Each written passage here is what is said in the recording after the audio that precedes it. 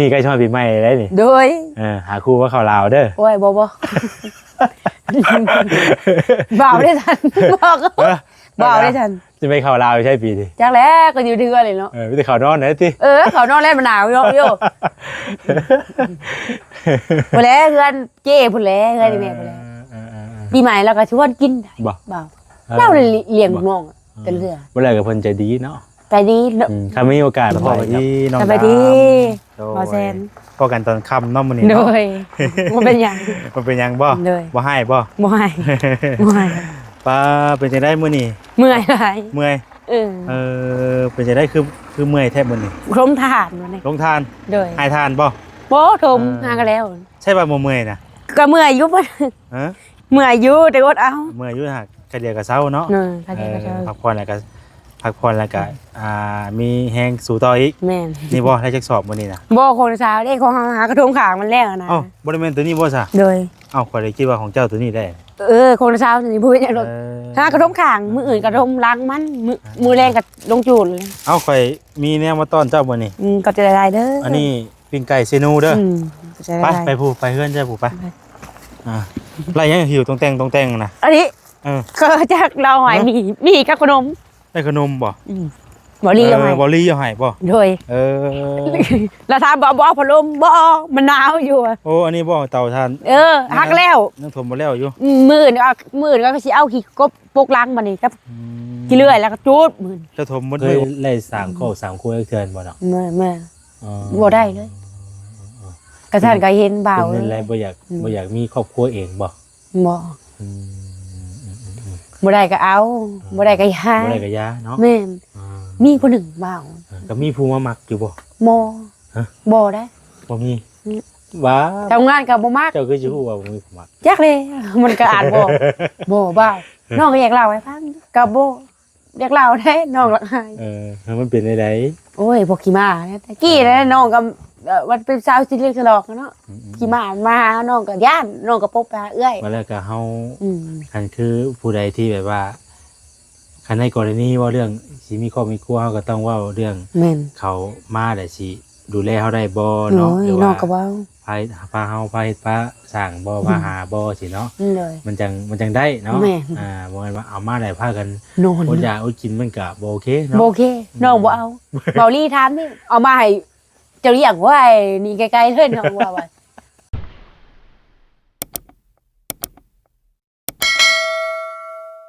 ปเมื่อไงไปมาทำไปเปิดภาพมาวันนี้ก็อยู่กับทางน้องดำคือเก่าเนาะตอนค่ำมืดสบายดีน้องดำสบายดีบ่แซนพอกันตอนค่ำเนาะมื้อนี้โดยมันเป็นหยังบ่ให้ป้าเป็นจังได๋มื้อนี้เมื่อยหลายเมื่อยเป็นจังได๋คือเมื่อยแทบมื้อนี้ลงทานมื้อนี้ลงทานโดยให้ทานบ่ทมหากันแล้วใช่ป่ะบ่เมื่อยน่ะก็เมื่อยอยู่บ่เมื่อยอยู่แต่อดเอาเมื่อยอยู่หักกะเดียวก็เซาเนาะกะเดียวก็เซาพักผ่อนแล้วก็มีแฮงสู่ต่ออีกแม่นนี่บ่ได้จักสอบมื้อนี้น่ะบ่คนเช้าเด้ของหากระทงขางมันแล้วนะบ่ได้แม่นตัวนี้บ่ซะโดย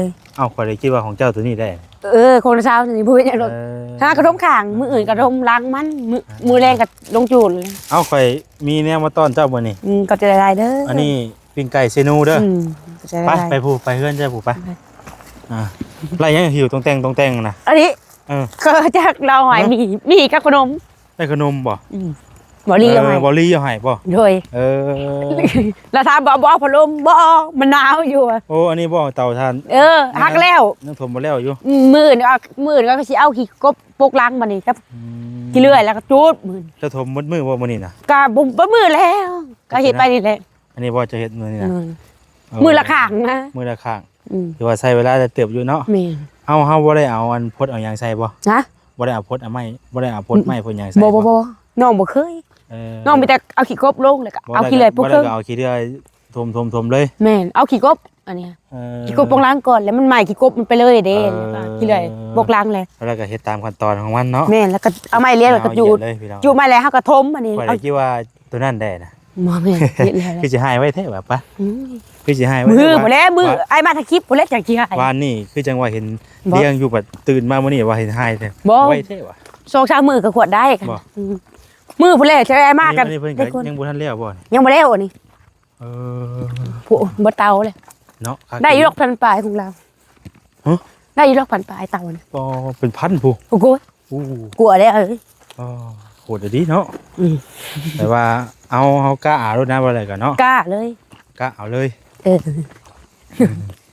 ป้ามื้อนี้ก็สู้เวียกอยู่เบิดมื้อมื้อนี้เนาะ กะบ่บนมือกะเมียน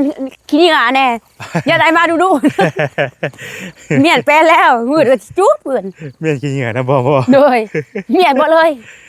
ใช่ล่ะเมียนจังได๋ล่ะ พูนปะจุอยู่ผู้บรรยากาศใช้ไพ่ เป็นแล้วบ่บัดนี้น่ะ โดยแปลแล้ว อ่า เพื่อนบ่ได้เพื่อนเลย ใช่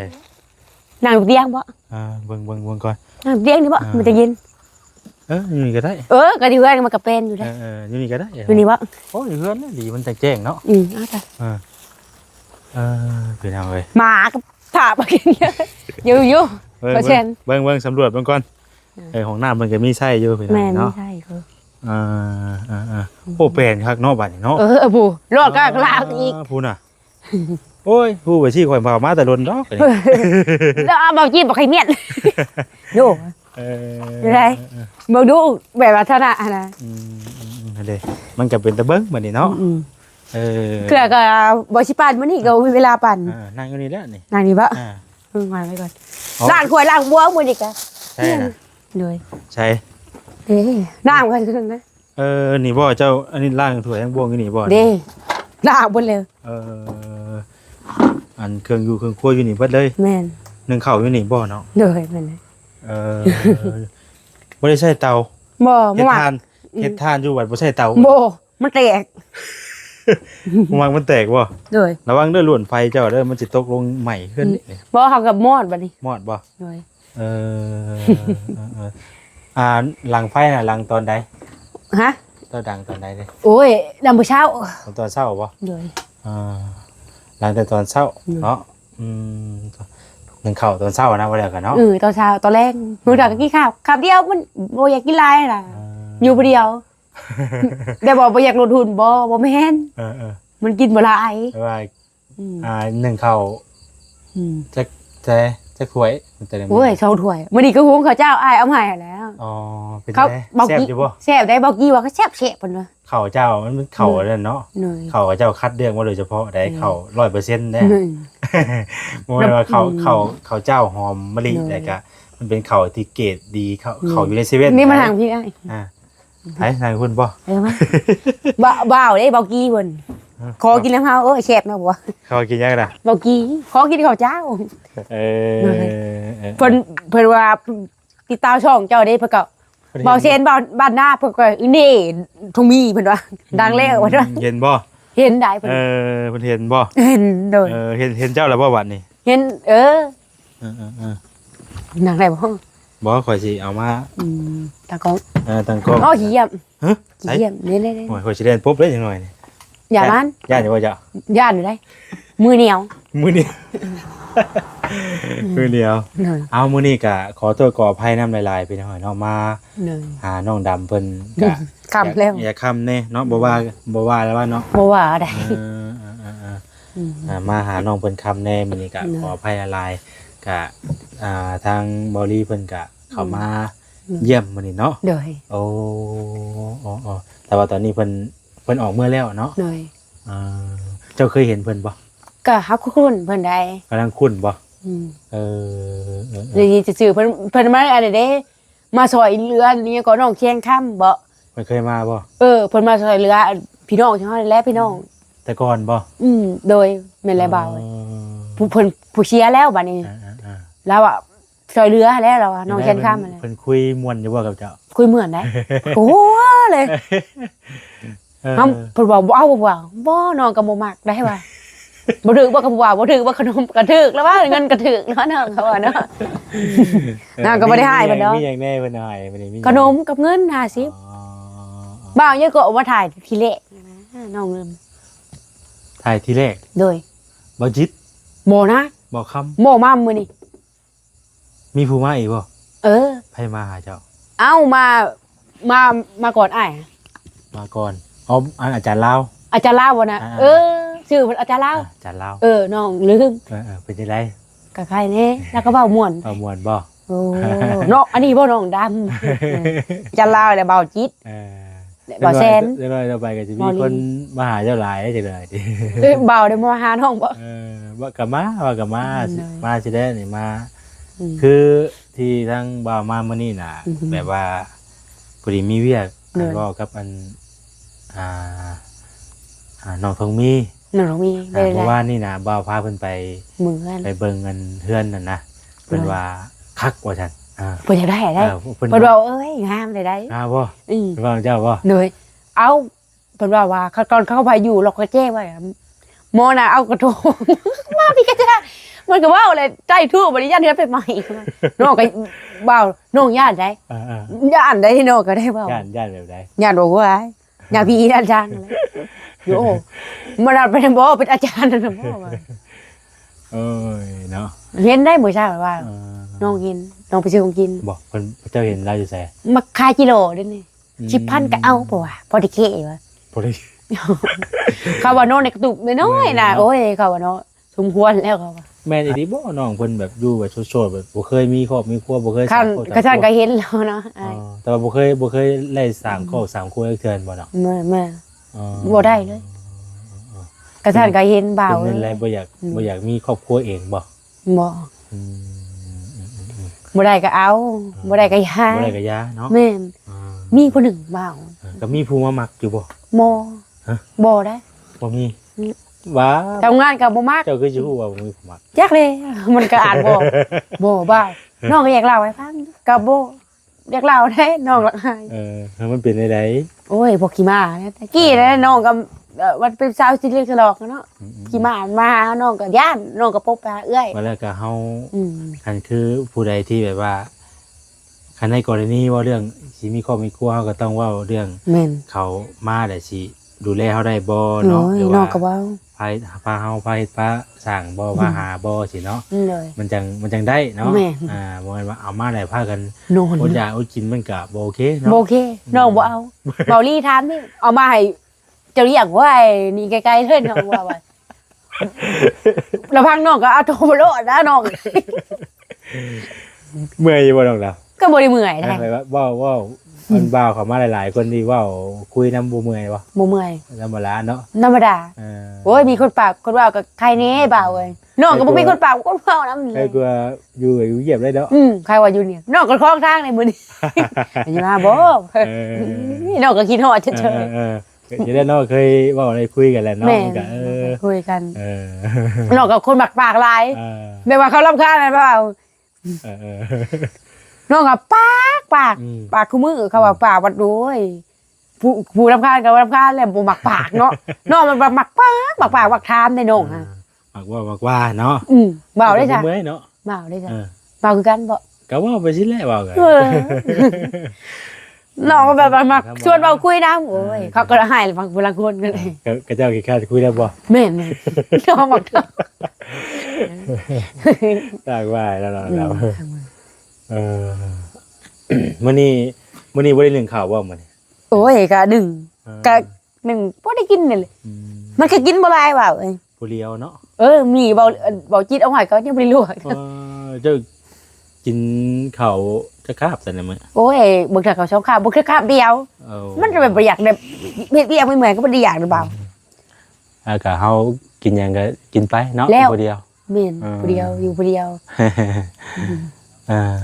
ใช้เจ้านอนน่ะอยู่ตรงนี้บ่ที่นี่บ่เลยอันนี้ก็ห้องเก็บของนี่ห้องเก็บของจะนอนอยู่ห้องนี้บ่เลยนั่นแหละมันคือกึ่งเปิงอยู่แถวทางเทิงมันไม่ใช่เฮ้ยน่ะไม่ใช่ตัวนี้ทวนมันน่ะคือบ่เจ็บมันเจ็บมันน่ะลมพัดมันเจ็บอยู่ลมมีไฟฟ้าอยู่ได้จ้ะพี่น้องเนาะโดยเด้เฮ็ดไฟฟ้าเองไฟฟ้าเฮาเองบ่นี่หรือว่าเขาเองเขาแต่รุ่นแต่อันป้าลุงอยู่คนบ่หรือว่าพ่อแม่อยู่คิดบ่ป้าลุงหั่นแหละเป็นจังได๋จ้ะผ้าห่มบาดแผลเสื้อผ้าหน้าแผลเจ้าก็ยังมีอยู่บ่มีอยู่มันก็สิเก่าแน่เนาะก็บ่ได้เก่าป้าก็น้องก็รักษาเอาปั่นเพิ่นก็ปั่นซักปั่นอยู่ไสนี่ตู้ซักผ้าก็บ่ได้ซื้อได้เบาพ พ่อแม่อันลุงเห็ดชดอ้อยตกสลากเอา โอ้เป็นเครื่องซักผ้าที่แบบว่า ตกสลากเอา ช่วงปีใหม่บ่ เลยโชคดี อ๋อ มาก ช่วงปีใหม่แหละเพิ่นมีกิจกรรมจกสลากอ่ะ เลย ได้ได้โชคนะว่าแรกกันเนาะ แม่นในที่หนึ่ง เลยทีหนึงปีนี้ใกล้ช่วงปีใหม่ได้นี่ โดย หาคู่ว่าเขาลาวเด้อ โอ้ยบ่บ่าวได้ทันบอกก็บ่าวได้ทัน จะไปเขาลาวใช่ปีนี้ จักแล้วก็อยู่เดือนเลยเนาะ ไม่ได้เขานอนนะติ เขานอนเล่นมันหนาวโยพุ่นแล้วเพื่อนเจ้พุ่นแล้วเพื่อนแม่พุ่นแล้วปีใหม่เราก็ชวนกินได้ บ่ บ่าวเราเลยเลี้ยงลูกน้องกันเรือ บ่แล้วกับเพิ่นใจดีเนาะ ไปดี ถ้ามีโอกาสพ่อเพิ่นกับอาจารย์ก็สิบอกอยู่กะ โดย บ่ามาถ่ายมาหยังซี่กะ แล้วก็เราว่าบ่เป็นหยังเนาะเราทาน ก็บอกแล้วเด้อบอกแล้วเป็นว่าเพิ่นก็อยากบอกอยู่ว่าคันมาซี่ก็บ่ให้นั่นสินะเฮาก็บ่ได้นั่นดอกไปหน่อยเนาะ แล้วก็บ่ได้เราก็เรียกเพิ่นผู้บ่าวมาแล้วแล้วจ้องแม่แล้วว่าผู้บ่าวดำมาแล้วว่าไปนะแม่ เพิ่นก็ใจดีเนาะ ใจดีแล้วบ่ได้มาให้คน นี่แหละพี่เรามักไม่ใช่แล้วบ่ใช่แต่มักคนใจดีนะเข้าใจให้เลยกันว่า ไปว่าเฮาเนาะ มักปานใดเด้ เห็นถอยเล่านะว่าผู้จิเป็นจี้ฮะเราซอยเฮาซอยเล่ามันนี่ได้แล้วก็ว่าเขามา ต่างคนต่างมีน้ำใจนำกันเนาะ มีน้ำใจผู้ ต่ เป็ อน กันเฮาก็ซอยเล่าแล้วก็ซอยเฮาไปนี่ได้เราก็ให้ซอยอยู่แต่ว่าเกรงใจแล้ว เทื่อแบบเพิ่นแต่คือเฮาช่วยเพิ่นแบบธรรมดาเนาะ แม่น เพิ่นช่วยเฮาแบบเกรงใจซะบ่ได้คือแบบ ก็แบบซอยกันไปซอยกันมานี่แหละเฮาก็ตักขี้เลื่อยเพิ่นเด้มื้อเช้าเพิ่นก็ซอยเฮาบัดนี้ คือแบบว่าเพิ่นผู้ช่วยไม้ทุกอย่างที่ละแต่ว่าเพิ่นไปนอนอยู่เฮือนเพิ่นเองบ่เพิ่นนอนใช่บ่ มีคนงานก็มานอนนี่เขาแบบอยู่ไกลอยู่ เพิ่นมาแต่บ้านอื่นบ่ มาบ้านอื่นแน่กับบ้านเฮาเองแน่ อ๋อ แล้วก็เขาแบบบ้านใกล้บ้านแบบว่า เขานอนพี่กินข้าวอยู่พี่ อ๋อ เขากินเงินเดือน บ่แล้วก็แบบว่าเพิ่นมาเฮ็ดงานนะบ่แล้วกันเนาะก็สิบ่แล้วก็ มีงานลูกแล้ว เรามีลูกชายผู้หนึ่ง บ่ ไม่ลูกเล่าแบบเล่าให้ชุมเฮาเผาแบบนี้แบบหัวหน้าใหญ่อันเป็นพ่อเฮาแล้วพุ่นแหละดูโจกพุ่น บ่แล้วก็เพิ่นก็ไปจกเฮ็ดหลายอย่างแนว แม่ เนาะ นเห็นแล้วอย่างนี้ดูโจกพุ่นเราก็บ่ได้มาดอกเราก็มาเป็นเจ้าชงแน่อีแม่เลย อันนี้ส่วนยังซะอันเนาะ ส่วนปักหน้าบ่มันยังบ่ได้นั่นเลยอีลุงน่ะปลูกไว้ก็ยังบ่ฮู้ไว้ปลูกไว้ หัวอยู่บ่เวลาฝนตก ก็หัวได้ หัวบ่ โดย หัวอยู่เนาะ ธรรมชาติ ธรรมชาติ ก็ถ้าบอกค่าคิมบ่บ่ได้ บ่ได้ใช่หยังบ่ บ่ได้ใช่บ่เป็นอะไรอยู่บ้าน ก็ข่าวอยู่ ขาวบ่ว่าเขาว่าเฮาขาวนะ เมื่อสิคือชื่อเนาะชื่อวัดดำว่าตัวไปข่าวอยู่ บ่าวกี้ได้ว่าค่าคิมเล่นบ่แล้วก็ทายอยู่เว้ยบ้าบ่ว่ะคือบ่ให้นำได้โอ้ยสิให้พี่จังได๋ใหญ่แล้ว ไปนะอันนาบ้าบ่ คือบ่กินปกาพิมพ์เขาช่องเจ้าแล้วกินแล้วว่าเด้โอ้ยปกหัวแล้ว เห็นแล้วบ่ บ่ดอกดังเลยดังได้เพิ่นเลยมักว่าเอาชั่วโมงได้ การนี่แหละพี่น้องต้องเฮากะถ่ายไปเนาะบางทีคือว่าผู้ใหญ่เพิ่นเห็นคิดเห็นกะอิงตามเพิ่นเพิ่นสิช่วยแบบใดกัน ไปได้คลิปเมื่อวานนี่จ้ะ กะอันอยู่พี่น้องเนาะ FC เพิ่นก็เบิ่งไลน์อยู่ บ่ นั่นแหละ FC เพิ่นก็เบิ่งอยู่ติดตามอยู่ หน่อย เพิ่นมักจะเว้านี่แหละมักเว้าไปแบบธรรมชาติเว้าไปเรื่อย มาไปเลยๆเอามาคนเราหลาย FC แต่ว่าคืออีพรมันก็บ่ได้ดอก เว้าแบบคือเฮาเว้าแบบธรรมชาติ เราธรรมชาติก็บ่เว้าเลยปลูก เฮาเว้าแบบธรรมชาติแบบของ เฮาว่ามาคนเว้าหลาย คนว่า แบบว่าพูดได้รำคาญนะปุ๊ดอยากให้เว้าอยู่แบบว่าเว้าได้เดี๋ยวเว้าบ่มื้อนี่ก็บ่เป็นหยังบ่เมื่อย ว่าบนมือก็ได้เนาะก็ได้มีผู้ชดคุยเนาะ อันนี้มันบ่มีคนคุยโอ้ยเหงาแล้วบ่า ว่าแต่ว่าคือว่าอะไรเนาะพี่น้องแต่ว่าบ่นั่นดีดอกก็จะไฟสีขาวมาโฮสุไลท่านนอกเพิ่นก็อยู่แต่นำเตาถ่านเนาะแต่ละมือก็ได้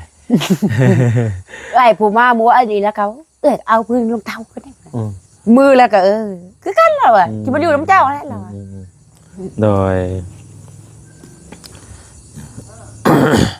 ครับพี่น้องเอ้ยเอาจังซั่นแหละแล้วน้องเด้อคันว่ามีหยังก็พุ่นแหละมื้อหน้ามื้อในทางบ่าวสิ มาเด็ดน้ำไม้ครับมาเยี่ยมมายามถามไทยคือเก่าแหละชื่อของฝากของต้อนมาให้น้องเพิ่นเด็กๆน้อยๆพี่น้องเนาะปิ้งไก่ปิ้งไก่เซนูปิ้งละแสนบ่ได้น้องเอ้ยป้อแพงหน่อยปิ้งละแสนใช่ไปบ่อันนี้คือแบบคือตัวที่ตัวละแสนนี่คือตัวถือชุดได้ดิตัวใหญ่นะปะทูเส้นหากุ้ยเส้นหาตัวใหญ่นะเส้นอะไรบ่พวกเรากันตัวใหญ่อะไรก็กินเบิดเนาะกูจะเอื้อยกินน้ำมันทีกินเบิดเด้อไปซื้อไว้ได้ตัวนึงอยู่บ่ซื้อว่าส่งโตให้ได้ตัวนึงซื้อว่าคนละโตกับเจ้าว่าต้อนเจ้าแล้วเพิ่นว่าเบิ่งมีเวลาไปหาอยู่กินเนาะตื่นมาก็แค่นี้มีได้กินเลยกะเฮ็ดเวียกรถเนาะเพิ่นว่าเพื่อนคักบ่เพิ่นว่าเพิ่นว่าไว้พังได้โมน่ะบักเอากระโดพี่แล้วก็จูดๆได้น้องเบาน้องก็หัวน้องก็หัวได้ญาติได้เบากันก็ได้น้าพี่กูพลาดเด้อว่ะกะเพิ่นก็มาให้เวียกพี่คือเก่านั่นแหละแต่แค่ว่าให้เพิ่นเป็นอยู่ไปนอนอยู่หันเที่ยวไปเที่ยวมาบ่าวนั่นแหละไปเที่ยวเอาหน่อย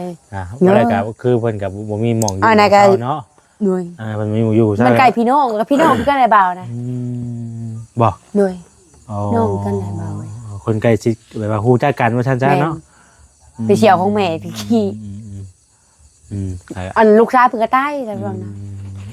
ประจำดูร่วมกันกับใส่กันมีอย่างกันเนาะหักแพงแบ่งปันกันนั่นแหละเพิ่นอยากให้ไปอยู่เลยเพิ่นว่าให้ทุกมีไปอยู่แว่บ่นะเพิ่นอยากให้ทุกมีไปอยู่ไว้ว่าก็ดีแล้วจะไปลองรู้จักกันก็ดีแล้วดีที่สุดแหละเนาะเพราะว่าคือว่าหลายคนในบ้านเดียวกันเนาะก็ต้องรู้จักกันอยู่แล้วพี่น้องเอ้ยแต่หมู่บ้านนี่ก็หลังจากหลังคาใหญ่บ่โอ้ยใหญ่เดิมเลยเอาซะเด้อน้องเด้อโชคดีอยู่ดีมีแฮงบ่ได้มื้อหน้ามื้อในบ่าวสิมาเด่นน้ำไม้ใจละลายไปดี FC โดยเจ้าสิไปให้บัดนี้ไปส่งอ้ายไปส่งอีกบัดเนาะไปส่งอีกพี่น้องเอ้ยเนาะไปซะไปง่ายเงินพี่ดอกว่าวบ่เดี๋ยวเลยเงินพี่ดอกว่าวได้เปล่าเอ้ยบ่บ่าวน้องคาราบเด้จะให้น้องได้เจ้าไว้ยังเจ้าไว้ยังผมนี่มันเท่บ่จักแล้วมันก็ไว้ตะลุนเลยเนาะเจ้าคือไว้ได้คืออยู่บ่ได้ว่าก็คือบ่ดูบ่คืออยู่ได้บ่คืออยู่บ่ทางหน้าที่มันก็เป็นจอกๆแบบนี้อันนี้เนี่ยมันยาวมันยาวแหละมันสิซี่ออกบ่าวก็ต้องได้ไปตัดคือเก่าว่าต้องอาทิตย์นึงต้องได้ตัดหรือว่าเดือนคือคาราบาวนี่บ่าวเอ้ยเท่ดีโตดีโอ้ใครแน่ชนะบ่ปัดจักไว้คือได้บ่าวเอ้ยใครอยู่บ่คือถ้าบ่อยข่อยตัดนี่ห่วยพี่กันรถเฮาพุ่นนี่โอ้ยรอดีบ่าวเอ้ยน้องอย่ากูนะบ่าวคือแบบจบวันนี้แล้วก็บัดนี้เอ้ยเนาะคือคาราบาวคือบ่เด้อสบายดีว่าจิตวันนี้เด้อลุงดำคุยกับบ่จิตต่อเด้อเจ้าเด้อไม่ขอบใจเด้อเท่ดีนะบ่เท่ดีบ่อายุก็ย่องว่าเท่เนาะเด้คมตัวมีแต่ขี้พุ่นขี้เพื่อยพี่น้องเอ้ยเนาะมืดได้บ่เห็นหุ่งเลยเด้อพี่น้องไอ้บัดนี้ไปสตางค์บ่แซนกับอาจิคอลำลาไปก่อนอยู่ดีมีแฮงบ่สุขสุคนมื้อนี้ก็มาเล่นน้ำน้องดำเพิ่นคือเก่าแล้วก็นี่แหละมาเวียกน้ำมันน้องทองมีนี่แหละพี่น้องเอ้ยเนาะเอามาถามไทยเพิ่นว่าสิไปมื้อใดสินะเพิ่นว่าพร้อมแล้วตอนใดก็ได้เนาะพอคือรอแต่ทางบ่แซนพร้อมแล้วก็พาเพิ่นไปเลยมีแต่ว่าสิปรึกษากับทางผู้ใหญ่เพิ่นอีกเทื่อนึงแล้วจังว่ากันพี่น้องเอ้ยเนาะสำหรับคลิปนี้ก็จะขอตัวลำลาไปก่อนอยู่ดีมีแห้งบ่สุขคนเด้อพี่น้องเด้อเนาะผิดพลาดประการใดก็ขอโทษขออภัยหลายๆสำหรับนี้ลำลาไปก่อนแล้วเนาะสบายดีพี่น้องเอ้ย